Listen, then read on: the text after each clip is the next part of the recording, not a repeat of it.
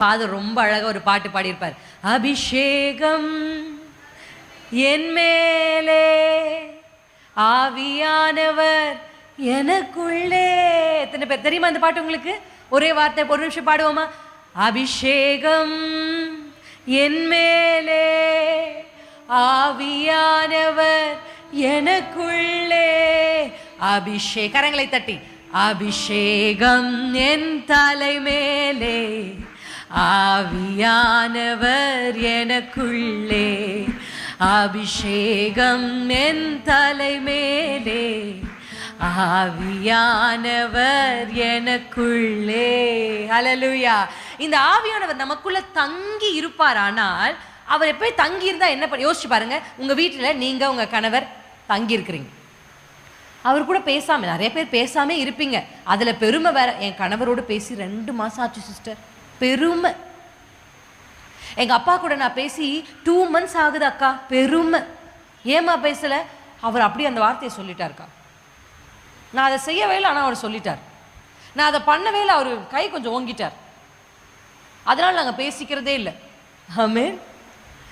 அது ஒரு பெருமை. நான் சொல்கிறேன், இயேசுவின் நாமத்தில் இந்த திருச்சபையில் இருக்கிற எல்லா குடும்பங்களுக்குள்ளும் இந்த ஸ்பிரிட்டை இயேசுவின் நாமத்தில் இந்த ராத்திரி வேலை நான் உடைக்கிறேன். குடும்பங்களுக்குள்ளாக பிரிவினைகளை உண்டாக்குகிற சத்ருவின் எல்லா கலைகளும் இந்த ராத்திரி வேலையில் இயேசுவின் நாமத்தில் முறிக்கப்படுவதாக.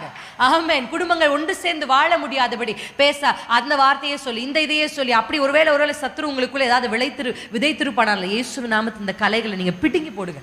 கசப்பு என்கிற வேர், அந்த வேர் என்ன பண்ணணுங்க? வேரோட பிடுங்கிடணும். கசப்புக்கு மட்டும்தான் பைபிள் வேறுன்னு சொல்லியிருக்கு. அதை நீங்கள் பிடுங்கி எரிய வேண்டும். இந்த ஆவியானவர் நமக்குள்ள தங்கி இருந்தார்னா அவருக்கு நம்ம கிடைக்கிற ஒரு பெரிய பாக்கியம் என்ன தெரியுமா? நம்ம எங்க போகணும்னு சொல்லுவார், எங்க இருக்கணும்னு சொல்லுவார், என்ன பண்ணணும்னு சொல்லுவார், எது வரப்போகுதுன்னு சொல்லுவார். அப்படிப்பட்ட ஒரு விஷன் உள்ள கண்களை கர்த்தர் தருவார். எத்தனை பேர் நம்புறீங்க? எனக்கு அந்த கண்கள் வேணும் இயேசுப்பா. நான் ஜெபிக்கும் பொழுது கர்த்தர், அதான் நான் சொல்வேன், எப்பொழுதுமே ஜெபிக்கும் பொழுது இயேசு கிறிஸ்து சொன்ன ஒரு வார்த்தை ரொம்ப அழகா, இது முதல் நீங்கள் தேவ தூதர்கள் ஏறுகிறதையும் இறங்குகிறதையும் காண்பீர்கள். இருக்குங்களா அந்த வசனம்? எங்கெங்க தேவதூதன் ஏறி இறங்கினாரு? யாக்கோபு. அல்லேலூயா. யாக்கோபு ஜெபிக்கும் பொழுது மக்னாயிம் அப்படின்ற ஒரு இடம், அல்லேலூயா, அவன் ஜெபிக்கும் பொழுது பார்க்குறார். இல்லை சாரி, மக்னாயிம் இல்லை, பெத்தேல். பெத்தேல் நம்ம பார்க்கும்பொழுது என்ன சொல்லப்பட்டிருக்கு? பெத்தேல்ல ஏறி ஏறி ஏறி தேவதூதர்கள் இறங்குறாங்க. ஆனால் அதை நிரூபிக்கும் போது இயேசு கிறிஸ்து சொல்றார், என்னுடைய காலத்துல தான் தேவதூதர்கள் ஏறுவான். நான் சொல்லுவேன், உங்க ஜெபம் எப்படி இருக்கணும் தெரியுமா? I will always say this word, your prayer, உங்க ஜெபம் அப்படியே ஏறணும். எப்படி ஏறணும்? அந்த படிக்கட்டுகள் மேலே ஏறி போகணும். அந்த படிக்கட்டு யார் தெரியுமா? இயேசு. அல்லேலூயா.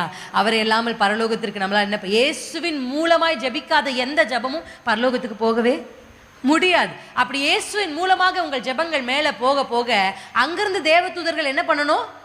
இறங்கணும். எத்தனை பேர் நம்புறீங்க? நான் ஜெபிச்சா தேவதூதர்கள் இறங்குவாங்க. அல்லேலூயா. இந்த ராத்திரியில இந்த சத்தத்தை கேட்கிற ஒவ்வொருடைய வாழ்க்கையும் ஒவ்வொருடைய ஜெபமும் மாறப்போகுது. எப்படி தெரியுமா?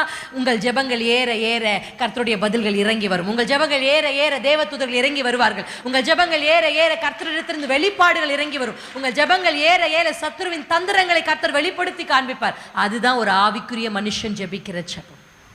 அல்லேலூயா. இன்றைக்கு இந்த ஏணியை சரியா சில பேர் பயன்படுத்துகிறது இல்லை. ஏறணும். சொல்லுங்க ஆண்டவர்கிட்ட, ஏறி போகணும்பா என் ஜெபம். என் ஜெபம் போய் அப்படியே நின்றுடக்கூடாது, இறங்கி வரணும். அன்றைக்கு தானியேல் ஜெபிக்கிறார், 21 நாள் ஜெபிக்கிறார், ஜெபிக்கிறார் ஜெபிக்கிறார் ஜெபிக்கிறார் ஜெபிக்கிறார், ஏறுது ஏறுது ஏறுது ஏறுது, முடிவில் வந்துட்டார் இறங்கி காப்ரியேல். அல்லேலூயா. எத்தனை பேர் சொல்றீங்க என்னுடைய ஜெபத்திற்கும் அப்படி இறங்கி வரணும்? அப்படி ஒருவேளை காப்ரியேலையே தடுக்கிறதற்கு சில வானமண்டலத்தின் பொல்லாத ஆவிகள் இருக்குன்னா கர்த்தர் மிகாவேலை அனுப்புவார். ஆமென். உங்களுக்கு நற்செய்தியை அனுப்புகிறதற்கும் உங்களுக்காக யுத்தம் பண்ணுகிறதற்கும் கர்த்தர் அநேக சேனைகளை, நம்முடைய ஆண்டவருடைய பேர் என்ன சொல்லுங்களேன்? அவர் சேனைகளின் கர்த்தர். கை உயர்த்தி சொல்லுங்க, நீங்க சேனைகளின் கர்த்தர்ப்பா. உங்க சேனையிலிருந்து ஒரு ஆளை எனக்கு அனுப்பிச்சிங்கன்னா என்னுடைய வாழ்க்கையை கர்த்தர் மாற்ற முடியும். எத்தனை பேர் நம்புறீங்க? கர்த்தர் சொல்லுங்க, இந்த ராத்திரி வேளையில என்னுடைய ஜெபம் ஏறுகிற ஜெபமா இருக்கணும். ஆமென். என்னுடைய ஜெபம் கர்த்தரிடத்திலிருந்து சிலவற்றை இறங்கி கொண்டு வருகிற ஜெபமா இருக்கணும். நான் ஜெபிச்சு நான் பிளெஸிங்ஸ் அப்படியே அந்த ஏணியில இறங்கி வரணும். ஆமென். நான் ஜபிக்க ஜபிக்க ஜபிக்க ஆசீர்வாதங்கள் கடந்து வரணும். நான் ஜபிக்க ஜபிக்க ஜபிக்க வானத்தின் பலகணிகள் எனக்காக திறக்கப்படணும். கடன் பிரச்சனைகள் மாறணும். கடன்ல இருக்கிறேன் சிஸ்டர், ரொம்ப நாளா ஜபிக்கிறேன் சிஸ்டர், ஆனா மாற்றங்கள் வரல. நீங்க ஜபிச்சு பாருங்க. when you pray in spirit, ஆவியில நீங்க ஜபிக்கும் பொழுது கர்த்தர் எப்படி இந்த கடனை டேக்கிள் பண்றதுன்ற ரெவலேஷன் உங்களுக்கு தருவார். அதை எப்படி கட்டி முடிக்கணும்ன்றதை உங்களுக்கு சொல்லி கொடுப்பார். அவருடைய பெயர் என்ன தெரியுமா? ஞானத்தின் ஆவியானவர். அல்லேலூயா. நினைப்பூட்டுகிற ஆவியானவர், தேற்றரவாளன். அவருக்கு நிறைய பேர் இருக்கு. எத்தனை பேர் சொல்லுவீங்க, இயேசுவே என் ஜெபம் ஏறுகிறதாயும் பரலோகத்திலிருந்து எனக்குரியதை இறங்க பண்ணுகிற ஜெபமாயும் இருக்கட்டும் அப்பா. ஆமென். அதுதான் ஆவியில ஜெபிக்கிறது. எத்தனை பேர் இன்னைக்கு அது முடிவெடுக்கிறீங்க? நான் ஆவியில ஜெபிக்கும். இந்த ஆவியில ஜெபிக்கிறது தான் எப்படி சிஸ்டர்? கேட்கறதுக்கு ரொம்ப நல்லா இருக்கு, ஆனா நான் ஜெபிக்கும் போது எனக்கு தூக்கம் தான் வருது. நிறைய பேருக்கு ஜெபிக்க ஆரம்பிக்கும் போது தூக்கம் வந்துடும். நிறைய பேருக்கு கர்த்தருடைய வேதத்தை படிக்கும் போது தூக்கம் வந்துடும். நான் ஜெபிக்கும் பொழுது எனக்கு அப்படிப்பட்ட ஒரு ரெவலேஷன்ஸ் எதுவுமே கிடைக்கல அப்படின்னா நான் ப்ராக்டிஸ் பண்ண ப்ராக்டிக்கலான சில காரியத்தை உங்களுக்கு கற்று தரப்போம். எத்தனை பேர் ஆசையா இருக்கீங்க? அவன் எனக்கு வயசு சின்னதாக இருந்தாலும் கர்த்தர் எனக்கு அனுபவங்கள் நிறைய கொடுத்தார். ஏன் அனுபவங்கள் நிறைய கொடுத்தாருன்னா அவர் மேலே அவ்வளோ லவ். எனக்கு love I love him so much. அவன் நான் எப்பொழுதுமே அவர் அதிகமாக நேசிச்சுட்டே இருப்பேன். அவரோட நிறைய நேரங்களை செலவிட என்னுடைய வாலிப பருவத்தில். என் காலேஜ் வரையும் எனக்கு அந்த எக்ஸ்பீரியன்ஸ் இல்லை. காலேஜ் வரைக்கும் உலக பிரகாரமான வாழ்க்கை. ஆனால் என் காலேஜை முடிச்சதுக்கப்புறம் கர்த்தர் எனக்கு நிறைய ஆவிக்குரிய அனுபவங்களை கர்த்தர் கொடுத்தார். ஆமென். அப்படிப்பட்ட அனுபவத்தில் நான் ப்ராக்டிஸ் பண்ண ஒரு விஷயம், நம்ம எல்லாருக்கும் தெரிந்த 1 கொரிந்தியர் 14ஆம் அதிகாரத்தில் கர்த்தருடைய வேத வசனம் நமக்கு ஒரு அழகான விஷயத்தை நமக்கு கற்றுக் கொடுத்திருக்கிறது. அந்த அதிகாரம் முழுசும் எதை பற்றி இருக்கு என்கிட்ட யாராவது சொல்ல முடியுமா? ஆமென். அந்த அதிகாரம் முழுசும் கர்த்தருடைய வரங்களை குறித்து சொல்லப்பட்டிருக்கு. இந்த வரங்கள்ல விசேஷமான ஒரு விஷயம் எது அப்படின்னா அந்நிய பாஷை. ஆமென். ஆமென். பாஸ்டர் சொல்லும் பொழுது ஆராதனை வேலையில ஒரு விஷயத்தை சொன்னார். எத்தனை பேருக்கு ஞாபகம் இருக்கு? கர்த்தர் வாக்குத்தத்தத்தில் உண்மை உள்ளவர்னு சொன்னார். அதற்காக அவர் இஸ்ரவேல் ஜனங்களை பற்றி சொன்னார். கிட்டத்தட்ட 430 வருஷங்கள் வரைக்கும் அவர் சொன்ன வாக்குத்தத்தங்கள் நிறைவேறலை. ஜெனரேஷன்ஸ் எல்லாம் மறந்து போயிட்டாங்க. பாஸ்டர் அதை சொல்லிக்கிட்டே இருக்கும்போது என் மனசு அப்படியே ஓடுது. என்ன தெரியுமா? நன்றின்னு ஆண்டருக்கு நான் சொல்லிட்டு இருந்தேன். ஏன் சொல்லுங்க நான் நன்றி சொன்னேன்? இப்போ நான் சொன்னால் நீங்களும் நன்றி சொல்வீங்க ஆண்டருக்கு. ஏன் சொல்லுங்களேன்? இந்த 400 வருடம் கழிச்சு ஒரு ஜெனரேஷன் இருந்தாங்க இல்லையா? மோசே வந்து அந்த ஜெனரேஷன் என்ன பண்றாரு? தூக்கிட்டு வெளியே வராரு. வாங்க வாங்க புறப்பட்டு போகலாம் அப்படின்னு கொள்ளை எடுத்துட்டு வந்தாங்க. ஆனால் இந்த 400 வருஷ கேப்ல அநேக மனுஷர்கள் பிறந்து கர்த்தரையே அறியாம, யெகோவா தேவனை அறியாம, அவருடைய வாக்குத்தத்தத்தை கூட அறியாம, இல்லை அறிந்தும் காத்திருந்து அதை பார்க்காம எத்தனையோ ஜெனரேஷன் இந்த 400 வருஷத்துல போயிருக்கும். எத்தனையோ மனுஷர்கள் போயிருப்பாங்க. கொஞ்சம் யோசிச்சு பாருங்க. ஒரு சில வருடங்களுக்கு முன்பாக உங்க தாத்தாக்கு இந்த இயேசு இல்லை. உங்க தாத்தாக்கு இந்த இயேசு அறிவிக்கப்படலை. ஆமென். நம்முடைய முற்பிதாக்களுக்கு, நம்முடைய பூட்டன்களுக்கு, பாட்டன்களுக்கு இயேசு அறிவிக்கப்படலை. ஆனா யோசிச்சு பாருங்களேன், நான் வாழ்ற காலத்துல இயேசு எனக்கு அறிவிக்கப்பட்டாரே. ஆமென். ஆமென். எவ்வளோ நல்ல தேவன். யோசிச்சிருக்கீங்களா? அப்பா இந்த காலத்துல என்னை பிறக்க வச்சு. நான் நிறைய முறை யோசிச்சிருக்கேன். நான் நிறைய முறை இதை யோசிச்சு கர்த்தருக்கு நன்றி சொல்லிருக்கேன். இப்படி ஒரு கிருபையின் காலத்துல நான் பிறந்துட்டேனே. ஆமென். ஒரு இருண்ட காலம் இருக்கு. என்ன இருண்ட காலம் சொல்லுங்க? பழைய ஏற்பாட்டுக்கும் புதிய ஏற்பாட்டுக்கும் நடுவில் ஒரு இருண்ட காலம் என்று சொல்லப்பட்ட ஒரு காலம் இருக்கு. அந்த காலத்துல தேவதூதர்கள் வரல பூமிக்கு. அந்த காலத்துல தீர்க்கதரிசிகள் எழும்பல. அந்த காலத்துல கர்த்தருக்கு பயப்படுகிற மனுஷர்கள் எழும்பல. அந்த காலத்தை வேதம் என்ன சொல்லுது அப்படின்னா, வேத ஆய்வாளர்கள் சொல்றாங்க, இட்ஸ் a dark days, இருண்ட காலங்கள். அந்த இருண்ட காலங்களை எத்தனை பேர் பிறந்திருக்கலாம், எத்தனை பேர் மரிச்சிருக்கலாம். ஆனா அவர்களுக்கு எல்லாம் கொடுக்கப்படாத ஒரு கிருபை உங்களுக்கும் எனக்கும் கொடுக்கப்பட்டிருக்கு. இயேசு சொல்றாரு, நீங்க கேட்குற இந்த வார்த்தைகளை, இயேசு வார்த்தைகளை சொல்லும் பொழுது சீஷர்களுக்கு அலைய புல் அரிக்குதுப்பா, எப்படி பேசுறாரு, எப்படி அற்புதங்களை செய்கிறார், எவ்வளோ வல்லமை உள்ள தேவன் அப்படின்னு அவங்க நினைக்கும் போது இயேசுப்பா சொல்றாருப்பா, நீங்க பேசுறத, நீங்க கேட்கறத, நீங்க பார்க்கறத நிறைய பேர் பார்க்க ஆசைப்பட்டாங்க. நீங்க கேட்கறத நிறைய பேர் கேட்க ஆசைப்பட்டாங்க. ஆனா அவங்களுக்கெல்லாம் கிடைக்கல. கர்த்தர் உங்களுக்கு அதை கொடுத்திருக்கிறாரே அப்படின்னு சொல்லி கர்த்தர் அன்றைக்கு சீஷர்களுக்கு சொன்னார். எத்தனை பேர் கை உயர்த்தி சொல்லுவீங்க, இயேசுப்பா என் தாத்தாக்கு கிடைக்காதது, என் பாட்டனுக்கு கிடைக்காதது, என் பூட்டனுக்கு கிடைக்காத தேவ கிருபை எனக்கும் என் பிள்ளைகளுக்கும் கிடைச்சிருக்கேப்பா. ரதுலபா ஷேகலதரே ரிஹந்தரவோ ஷேதரபலா. உள்ள நன்றியால பொங்க கூடாதா?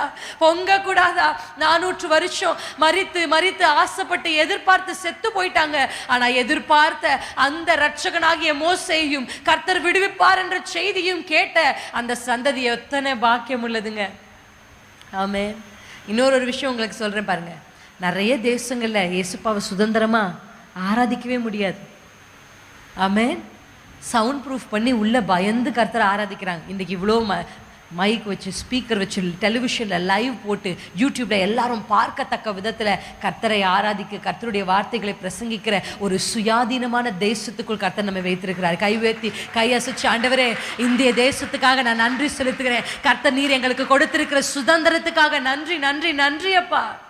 எத்தனை நன்றி உள்ளவர்களாக இருக்கணும் பாருங்க. நம்ம இந்த காலத்தில் பிறந்ததுக்காக நன்றி, இந்த தேசத்தில் பிறந்ததுக்காக நன்றி, இந்த சபையில் என்னை வச்சதுக்காக நன்றி. என் பிள்ளைகளுக்கு கர்த்தரை தெய்வமாய் கொண்ட ஜனம் அது பாக்கியம் உள்ளதுன்னு சொல்லுதே. என் பிள்ளைங்களுக்கு இப்போ நீங்கள் தெய்வமாக இருக்கீங்களே, எவ்வளவு பெரிய பாக்கியம். அல்லேலூயா. இதெல்லாம் நீங்கள் நினச்சி நினச்சி நினச்சி கர்த்தருக்கு நன்றி சொல்லுங்க. ஆமென் ஆமென். எத்தனை பேர் அதற்கு ஆண்டு இருக்கப்பா உண்மையாக நான் நன்றி சொல்கிறேன். நிறைய பேருக்கு நன்றி சொல்கிறதே மறந்து போச்சு. ஏன்னா அவ்வளோ பிரச்சனை. அல்லேலூயா. உங்கள் பிரச்சனைகளை நீங்கள் தீர்வு பண்ணுறதுக்கு ஒரு வழி இருக்குது. இந்த இடத்துல அந்நிய பாஷையை குறித்து நான் உங்களுக்கு சொன்னேன். How to pray in spirit அப்படின்னா வசனம் சொல்லுகிறது, உங்களுக்கு ஜெபிக்க தெரியாத பொழுது. when you don't know how to pray, உங்களுக்கு எப்படி ஜெபிக்கணும்னு தெரியல. சில பிரச்சனைகளுக்கு நமக்கு ஜெபிக்க தெரியும். எப்படின்னா நம்மளே சொல்லுவோம் ஆண்டவர்கிட்ட, ஆண்டவரே இது இப்படி ஒரு பிரச்சனை இருக்குப்பா, இதுக்கு நீங்கள் இப்படி செஞ்சீங்கன்னா இப்படி சரியாயிரும்ப்பா. ஆமென். நம்ம ஒன்று வரைஞ்சி அதை ஆண்டருக்கு கொடுத்து ஆண்டர் அதை செய்யணும். ஆனால் ஸ்பிரிட்டில் ஜெபம் பண்ணுறவங்க எப்படி ஜெபிப்பாங்க தெரியுமா? ஆண்டவரே இந்த விஷயத்துக்கு நீங்கள் எப்படி கிரியை செய்ய போகிறீங்க. இந்த ஆவியில் ஜெபிக்கும் பொழுது நமக்கு எப்படி ஜெபிக்கிறதுனே தெரில சிஸ்டர். நானும் முட்டி முட்டி ஜெபிச்சு பார்த்தேன். 21 நாள் உபவாசம் போட்டேன், நோ சேஞ்ச். மனுஷன் மாறவே மாட்டேங்கிறார். அல்லேலூயா. அந்த குடிப்பழக்கத்தை விடவே மாட்டேங்கிறார். என் குடும்பத்துக்கு ஒரு உயர்வு வரவே மாட்டேங்குது. 40 நாள் உபவாசம், நோ சேஞ்ச். மாற்றங்கள் வரவே இல்லை. நானும் ஜெபித்து கொண்டே இருக்கேன். ஆனால் கர்த்தர் சொல்கிறார், ஆவியில் ஜெபிச்சிங்களா? ஆவியில் ஜெபிச்சிங்களா? ஆமென். கர்த்தருடைய வேதம் சொல்லுகிறபடி. அப்போ நம்ம என்ன பண்ண ஆரம்பிக்கணும்னா, நமக்குள்ளிருந்து வாக்கு கடங்கா பெருமூச்சோட வேண்டுதல் செய்கிற ஆவியானவருக்கு கொஞ்சம் இடம் கொடுக்கணும். ஆமென். எத்தனை பேர் சொல்வீங்க நான் இடம் கொடுப்பேன்? இன்னைக்கு நிறைய பேர் ஆவியானவர் ஜெபிக்கிறதுக்கு இடம் கொடுக்கறது. இப்போ ஆவியானவர் வந்து இருமா நான் உனக்காக ஜெபிக்கிறேன் அப்படின்னா, இருங்க ஆண்டவர் எனக்கு நல்லா ஜெபிக்க தெரியும், எனக்கு ஒரு வசனம் தெரியும். ஆண்டவரே நீர் பூட்டக்கூடாதபடி திறக்கிறேன். ஆவியானவர் இல்லை அது இல்லை நான் ஜெபிக்கிறேன். இல்லை ஆண்டவரே நீர் திறக்கக்கூடாதபடி பூட்டுக்கிறவர். இல்லை ஆவியானவர் வெயிட் பண்ணுங்க நானே ஜெபிக்கிறேன், எனக்கு வசனம் தெரியும். இந்த வசனத்தை சொல்லி ஜெபிக்கிறேன், அந்த வசனத்தை சொல்லி ஜெபிக்கிறேன் அப்படின்னு நிறைய பேர் வசனம் ஆண்டவர் சொல்றாரு. இவர்கள் தங்கள் வசனிப்பினால் ஜெபங்கள் கேட்கப்படும் என்று எண்ணுகிறார்கள். அவங்க நினைச்சுக்கிறாங்க வசனத்தை சரளமா சொல்றதுனால என் ஜெபம் கேட்டுருன்னு நினைச்சுறாங்க. இல்ல, if you just let this holy spirit of God, இந்த ஆவியானவர் கொஞ்சம் இடம் கொடுத்து ஜெப அறையில போய், நான் எப்பொழுதுமே தேவ சமூகத்துல போய் உட்கார்ந்த உடனே கடகடகடன்னா நான் பேசவே மாட்டேன். எப்பொழுதும் ஆண்டவர் சமூகத்தை போய் உட்கார்ந்த உடனே ஒரு at least minimum 2 minutes to 5 minutes I will be quiet. ஆண்டவர்கிட்ட கேட்பேன், ஏசப்பா நான் என்ன பண்ணணும்ப்பா? இப்போ நான் ஆராதிக்கட்டுமா? இப்போ நான் பாட்டு பாடட்டுமா? இப்போ நான் அந்நிய பாஷை பேசட்டுமா? இல்லை இப்போ நான் ஜெபிக்கட்டுமா? அப்படி ஜெபிக்கணும், நான் எதுக்காக ஜெபிக்கணும் அப்படின்னு நான் கேட்பேன். அப்படி நான் கேட்கும் பொழுது கர்த்தர் எனக்கு சொல்லுவார், இதை செய், பாட்டு பாடு. சில டைம் சில பாடல்களை நினைப்பூட்டுவார்.